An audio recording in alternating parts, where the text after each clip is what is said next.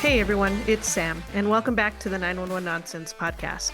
To stay in the loop, learn about upcoming guests, and join in the conversations with the Noon community, follow us on Facebook, Instagram, and Twitter. And hey, if you like what you hear in this episode, don't forget to like, subscribe, and share. Your support means the world to us. In this episode of Noon, I'm joined by Jeff, better known as Redbeard the Medic. Jeff is a flight paramedic, educator, and content creator who brings a raw, honest perspective to EMS, patient care, and the realities of learning at a higher level. We talk about his journey from the fire service into EMS, the difficult calls that still stay with him, what it's really like stepping into flight, and why kindness can leave a bigger impact on patients than we sometimes realize. This was a real conversation about growth, humility, burnout, advocacy, and the people we carry with us in this job. Let's get started. All right, Jeff, thank you so much for joining us on the Noon podcast. I'm so excited to finally get to talk to you in person and get to meet you and get to know you. Can you go ahead and give me a quick intro? Yeah, it's great to be here. Thank you for having me. I know we've been trying this for a while now, so it's nice that the schedule's finally lined up. So everybody, I'm Jeff, also known as Redbeard the Medic. I am a paramedic, a flight paramedic, and also an educator. So just a little bit of my background. I've been a paramedic for 10 years. I was a firefighter for several years, and I am a very, very green, very new flight clinician. So that's me in a nutshell. Is flight something that you'd wanted to do for a while? I think since the day I got my paramedic license, that was the goal.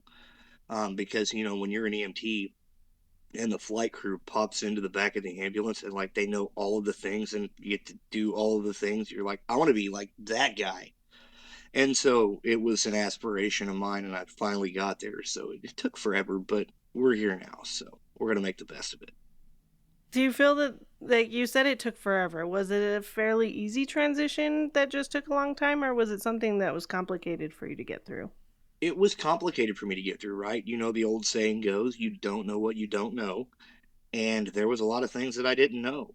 As a matter of fact, the particular company that I work for has a critical care exam that they have you do before you even make it to the interview process.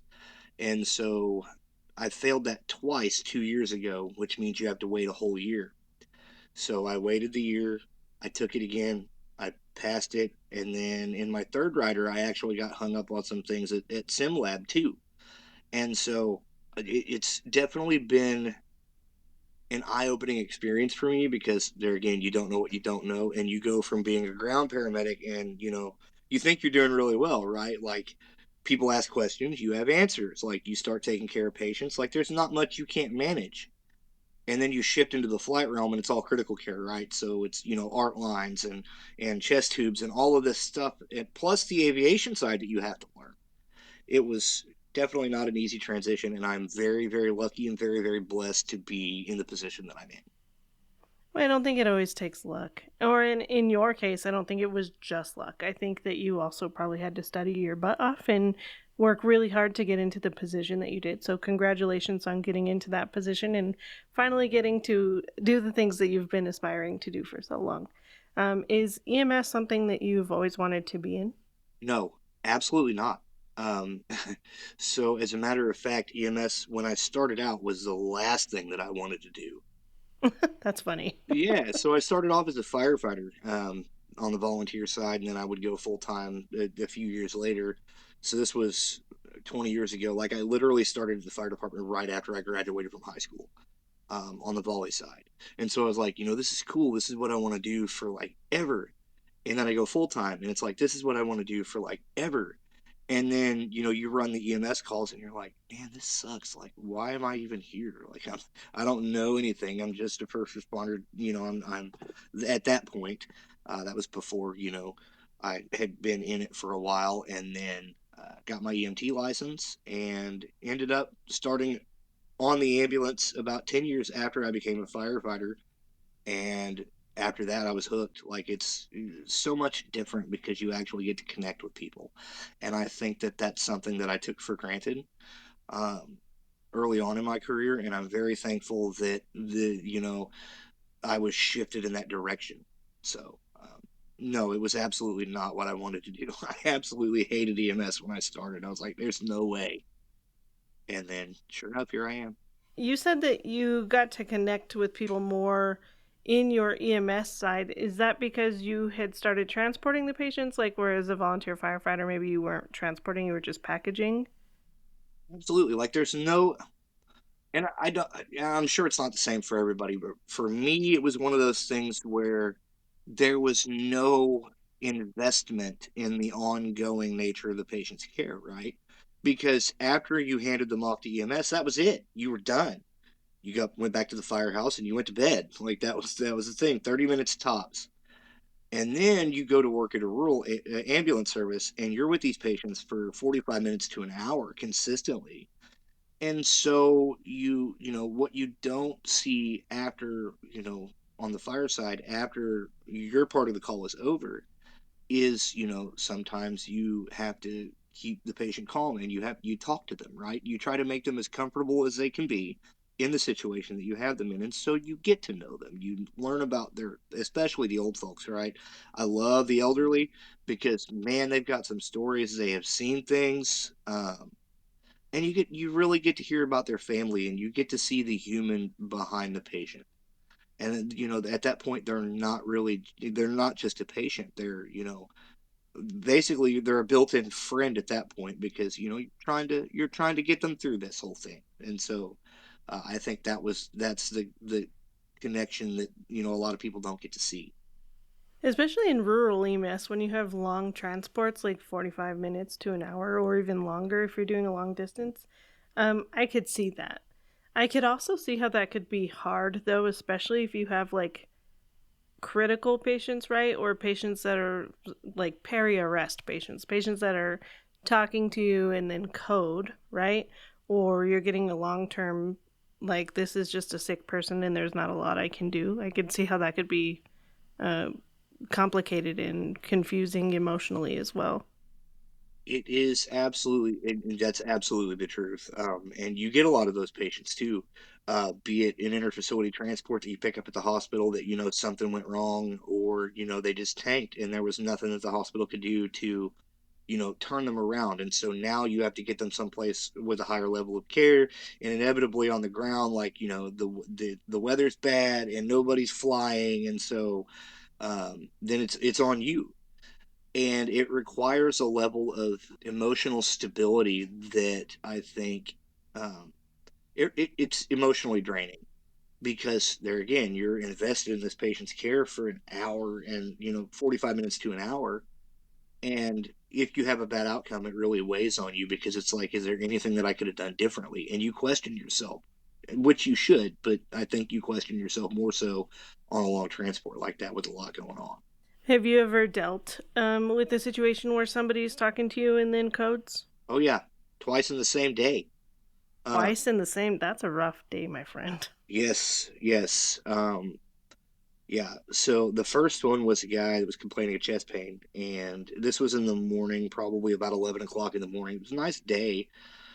He was complaining of chest pain. We got to his house. He was, man, my chest really hurts. Like, you guys need to get me to the hospital right now. And we got the cot in there, and no sooner than we laid him on the cot, done. So we were pretty close to the hospital. We worked him pretty well all the way there, and then we got him back for just a little bit in the hospital, and we were getting ready to transport him, and he coded again. But in the time that we got him back, we were able to do a 12 lead. He had a massive inferior MI, like to the point where you could see it in lead two. Like, you glance up at the monitor and there it is glaring in lead two before you ever do the 12 lead. Mm-hmm. So I mean, wasn't much we were going to do. He had been having chest pain for several hours at that point, but that's hard, right? Because he's like, man, you need to get me to the hospital. I'm like, I'm going to do everything I can for you. And then it's like, shit. So, Yeah, there's not a lot I can do. absolutely. And then the second one was a diff breather who had difficulty breathing for I want to say 3 days. By the time we got to her, her earlobes were blue, her nose was blue, and her oxygen saturation was like 63% is what we were getting.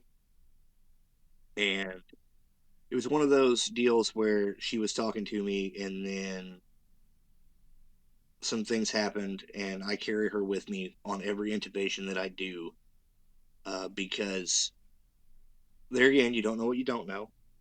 Those patients that are breathing like that are breathing so rapidly and compensating and compensating and compensating, by the time they decomp, they are so catecholamine depleted that outside of giving them every, epi or norepi that you have, I mean, you're really not doing them any favors.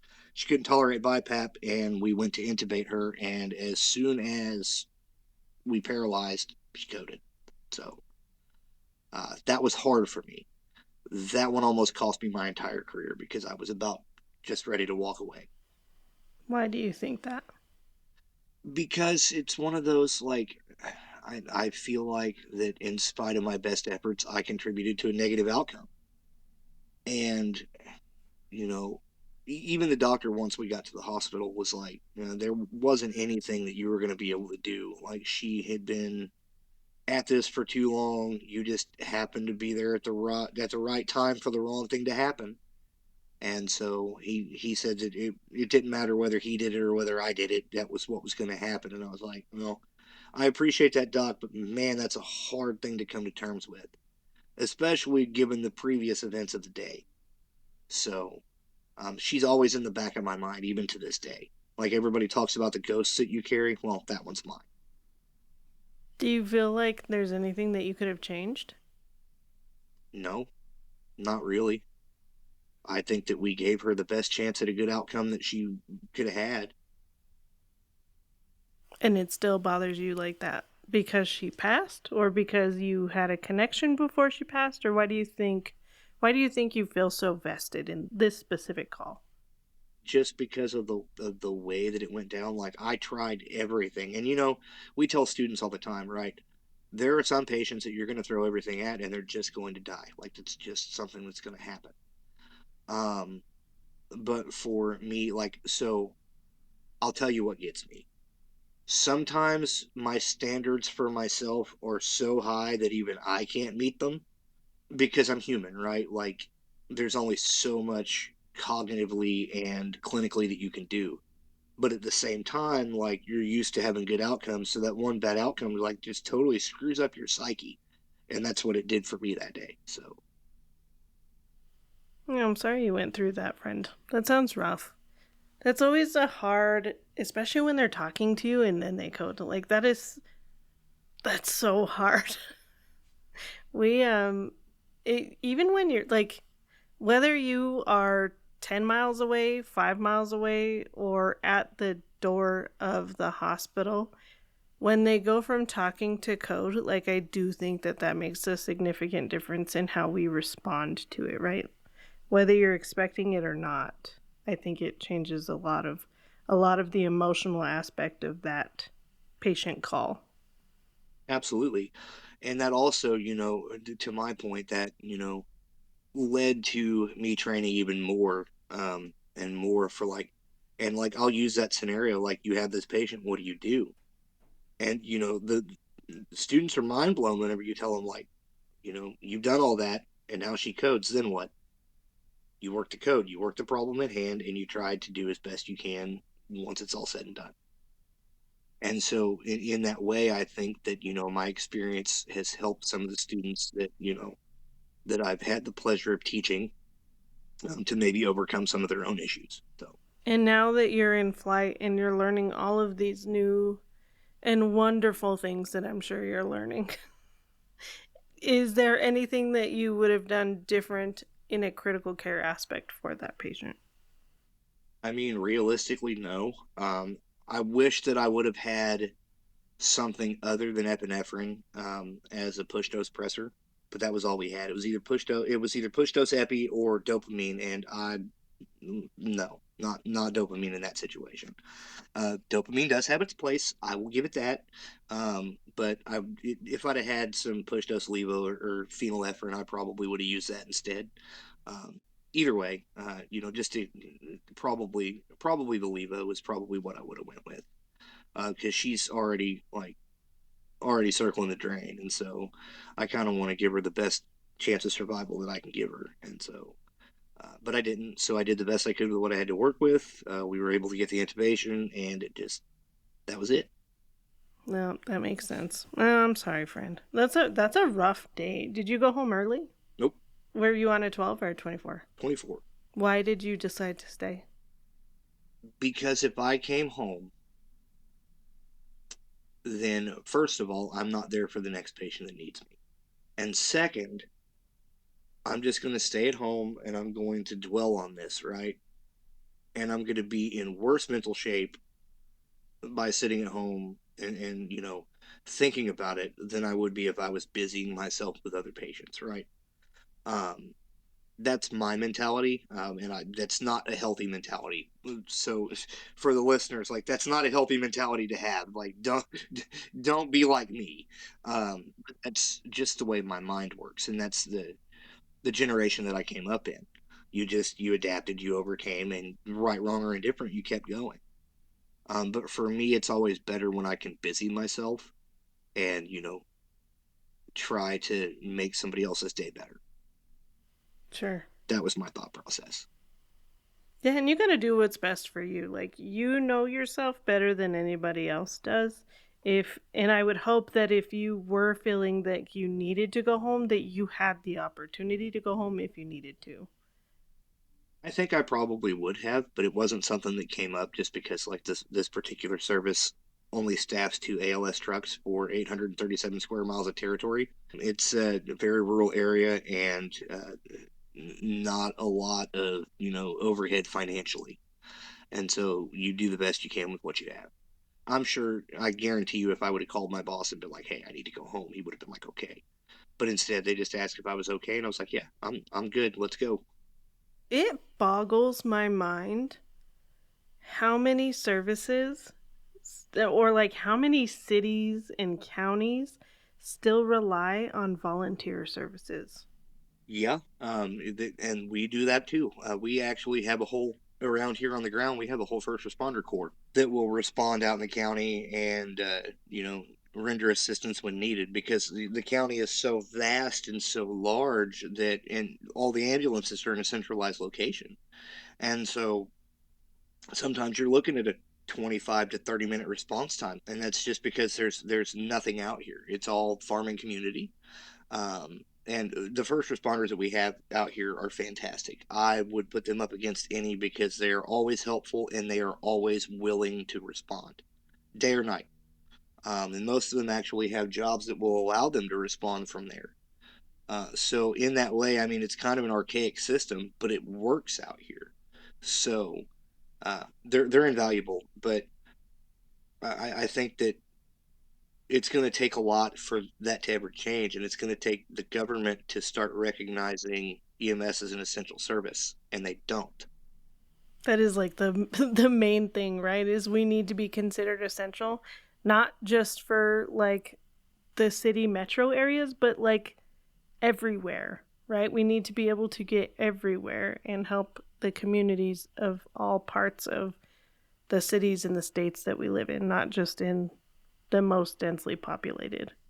I agree. I actually just wrote my congresswoman last week about that. Of course, bill filing is over for the year, blah, blah, blah. Try again next year, blah, blah, blah. I'm going to flood her email until something gets done, at least in the state of Missouri. Well, I know you have a good following on your influencer status, so I hope that you're reaching out to the community that you have, and that I hope that they also follow through and do that for you guys as well, right? Or wherever they happen to be located, for other cities or states or wherever they happen to be in the time. That's one thing that what we're really bad about is advocating for ourselves. That's true. And, we try to advocate for ourselves, but inevitably you've got, the couple of people that still hang out in the background are like, it's never going to change, so why am I going to do anything about this? Well, first of all, you're the problem. Please, like, fix it or go do something else. Um, Help out the rest of us. If you don't want to be here, that's fine. Like, I get that, right? Like, people get burned out. I get that.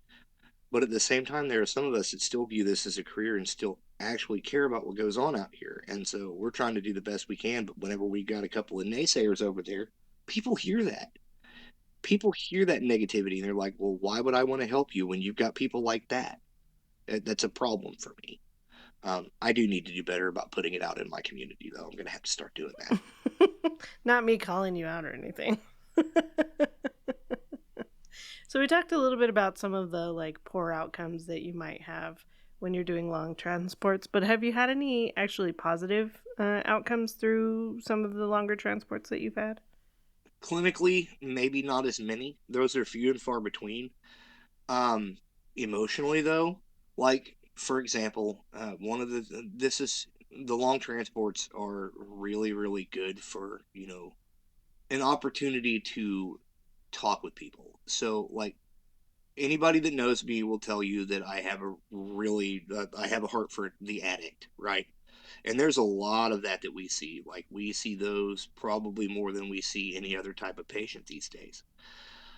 Um, and there is something to be said for having a listening ear. And when you've got somebody in the back of your ambulance for 30 plus minutes, you have a captive audience at that point. And so, you can be, if they're willing to talk to you, that can change their whole outlook, right? And I've had a couple of those. I've had people reach out to me after the fact and be like, listen, I probably never would have gotten off drugs if it wasn't for you. Like, just because you were there. So there's that, but there's also like one of my favorites is two 2 years ago, I get a package around Christmas time at the base, and it's a Mrs. Field cookie tin, and it is addressed to literally guy with the red beard. So, gentleman, chest pain, he's elderly, doesn't want to go, 30 minutes down the road to the hospital with cardiac capability. And it wasn't one of those things where like I could really put my finger on what was going on, but that really bad gut feeling that you get. Um, I had that, and I was like, okay, so here's the deal. I can take you locally. I can, and I will if that's what you want to do.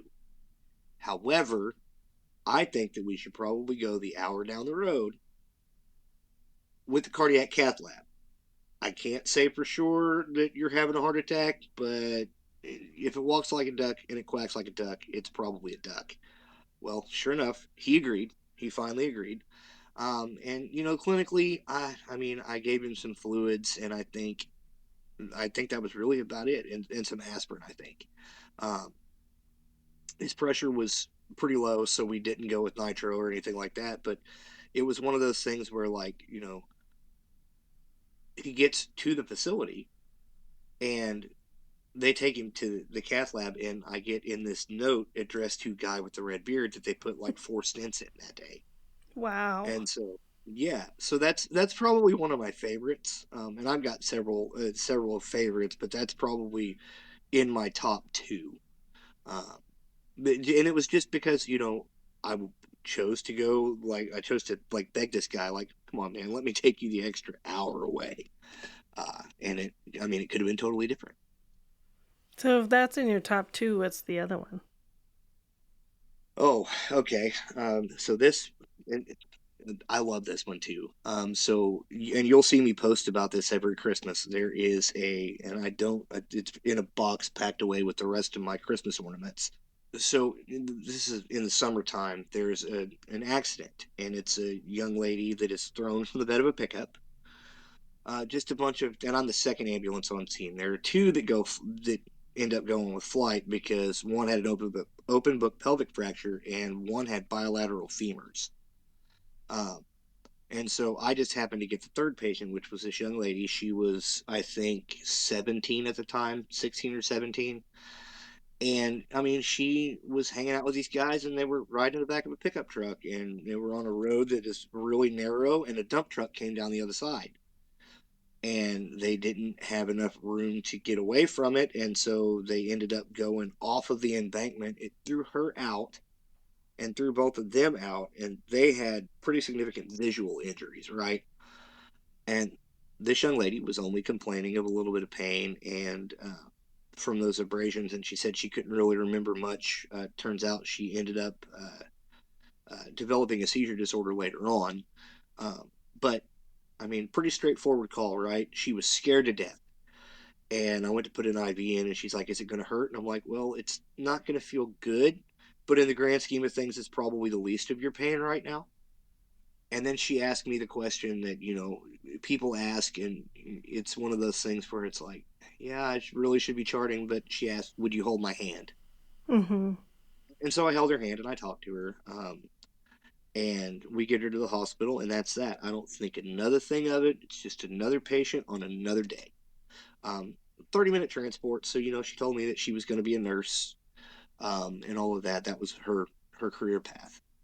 Um, so Christmas time rolls around, and I get a phone call from I'm at one of the outlying bases, and my deputy chief says, "Hey, I need you to come to the base. I have something for you.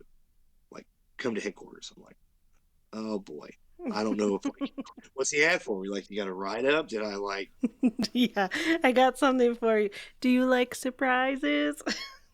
yeah, like, did I get into it with a nurse that I shouldn't have got into it with? Like, because I'll do that from time to time, and I know me, and so it's not out of the realm of possibilities. But I get there, and there is a bowl of cookies and a like a paper sack.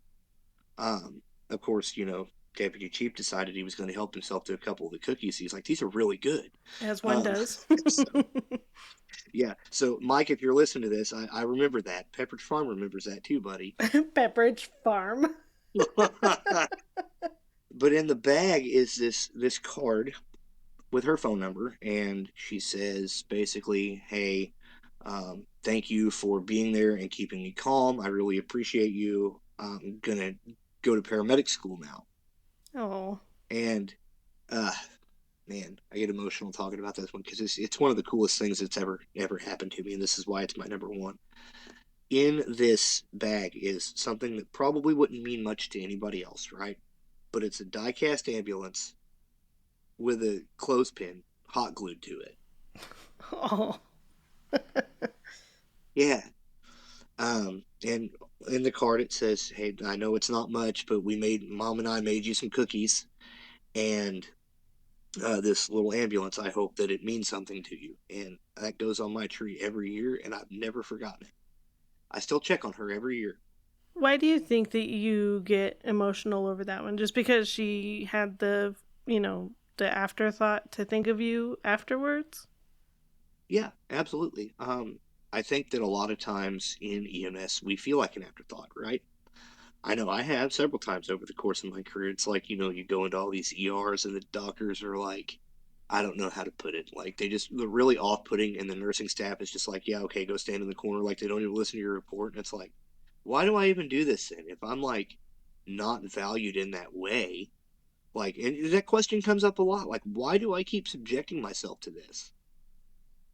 And all it takes is one small gesture like that to remind you, one, why you do what you do, and two, that there are people that still care.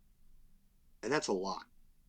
That's a lot. But in the fact that, I played such what I thought was such an insignificant role in, her clinical care, and I did, but it was the emotional care that she remembered. And I've never forgotten that. And I've tried to approach those patients in the same way every time, regardless of their complaint.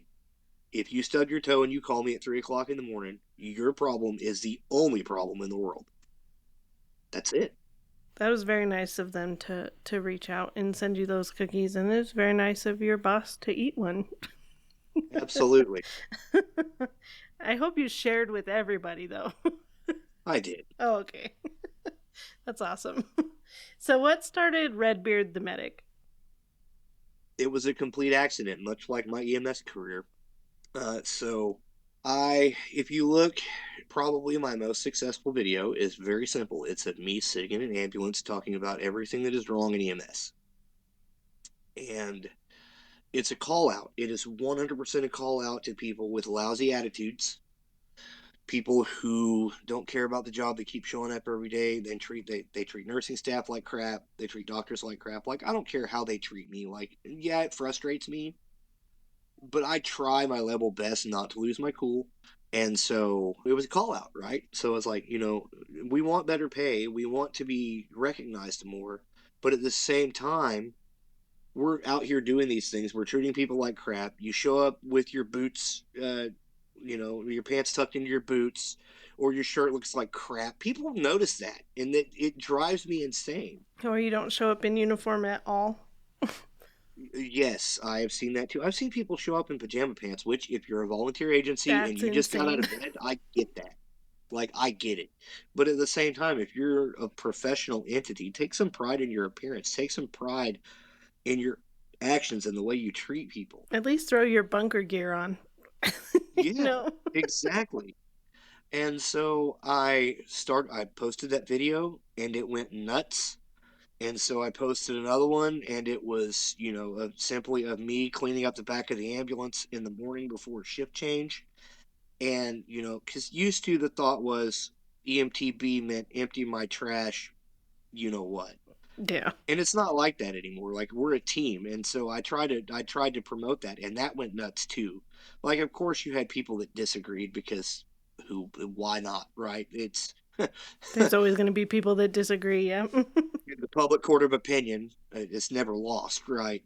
um so I posted that, and it took off, and so I started doing TikTok lives, and I would talk about things, and then people started asking for education, and so I started doing that, and it's been a whole deal ever since. Next thing I know, I've got 11,000 followers, and I don't know what to do with my hands. I'm kind of like Ricky Bobby at this point. Like, Ricky this Bobby. wasn't supposed to happen.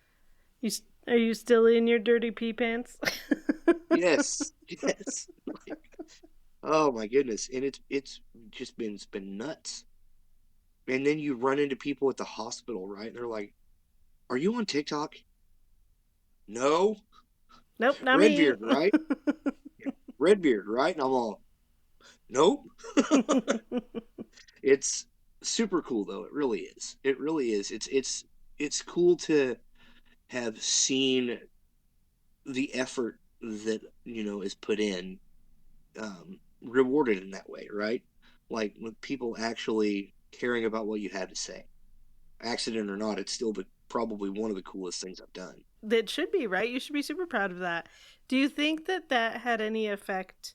This is just a like off the ball random question. Do you think that had any effect in your current flight position? Like, do you think that that's something that they looked at and they were like, "What are we gonna get with this guy?"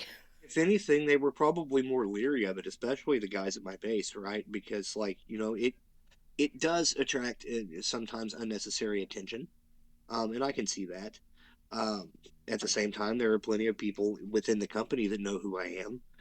I think, if anything, it probably would have worked to my detriment instead of my gain. But to that point, I have a really good relationship with the people that I work around, and it's pretty close to my house. So they've inherited several patients from me, so they knew me from the ground.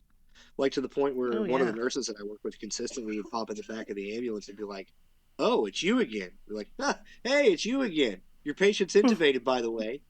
Um, so, no, I think it probably would have worked to my detriment, honestly. That's awesome though that you worked that closely with them prior to getting on to the bird. You fly only rotor currently, right? Yeah, yeah, no fixed wing. I'm perfectly content with the rotor. Yeah, you're crazy. I love it. Yeah, my best friend flies rotor and he keeps trying to tell me to jump on. I'm like, no, you know what? I'm good. I'm good. I'm happy. I'm happy where I'm at. Yeah, I mean, the fixed wing probably presents with its own set of challenges. I'm sure the longer transports, but at the same time, like, you're flying when the rotor isn't, because you can get above the clouds. So, Sometimes. Yeah, sometimes. It depends on what kind of fixed wing you're in and how fast it goes and how high it goes and all of the things. But do you think that it gives you like almost a benefit in having known them and getting to know them prior to going on to that position, or do you think it was harder because you had a higher level of expectations? Like, I think it was a 50-50 shot, right? So, to their point, like everybody there advocated for me because one of the things that we like to do at the program that I'm at is because we all live in the area, right? We try to get people that have a vested interest in the success of the program. And so I think that actually helped out quite a bit. And so, uh, I do believe that it worked to my benefit, but at the same time, right, like the expectations are a lot higher because they know clinically what I'm capable of, right?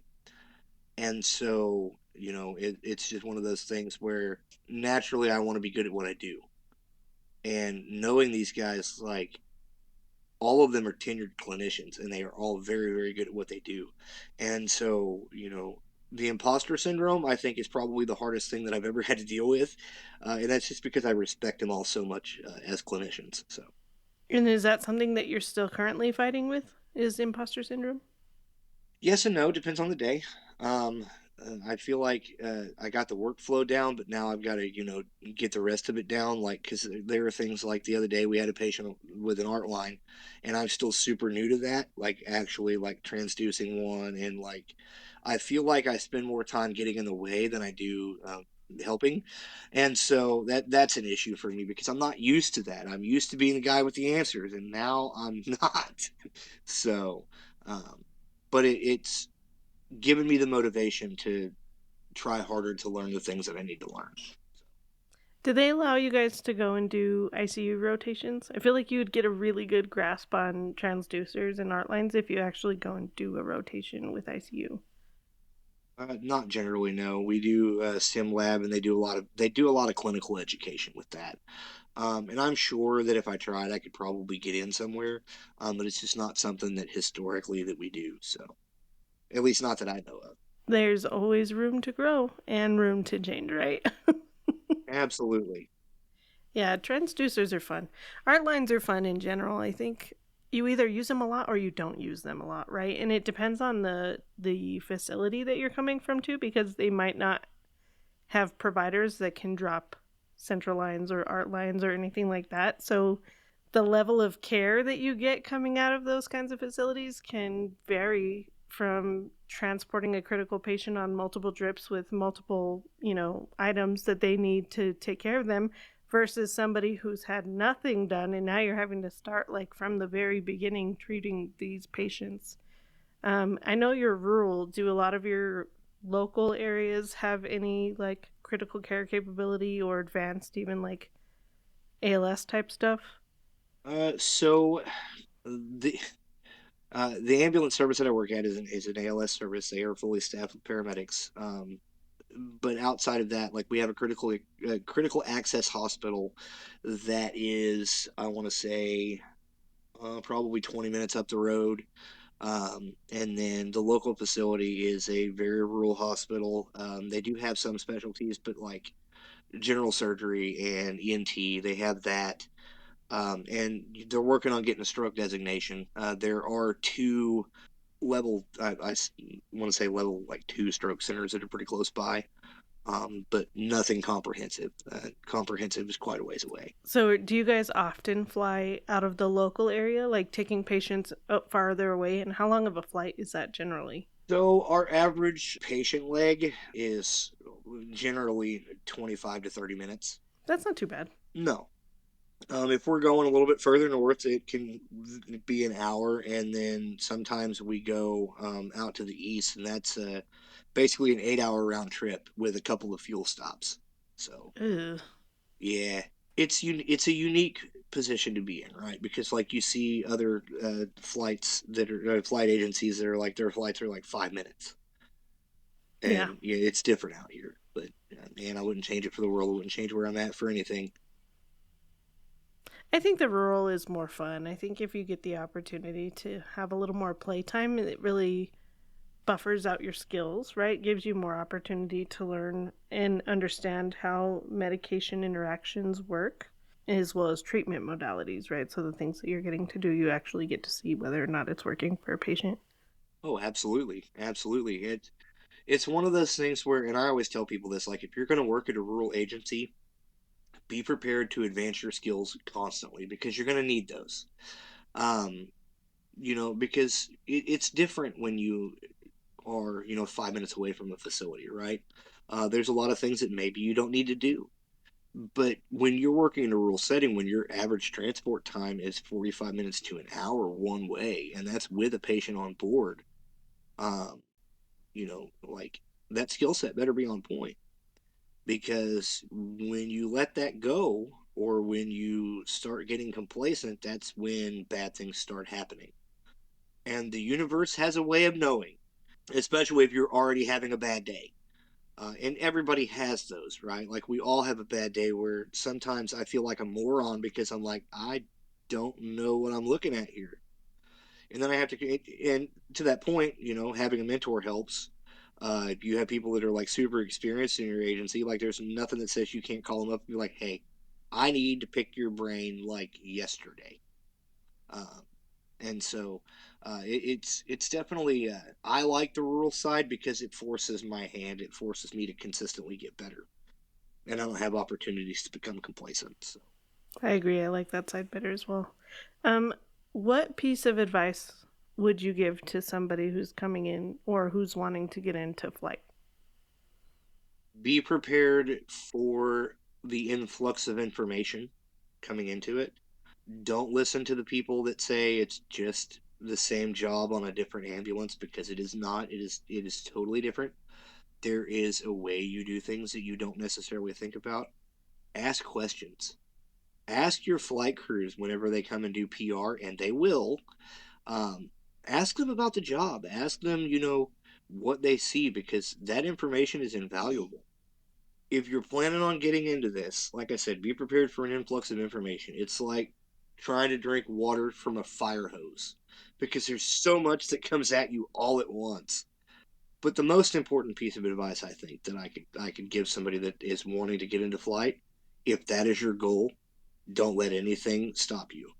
Whether you fail a critical care test twice like I did, or you have setbacks in orientation like I did, keep going.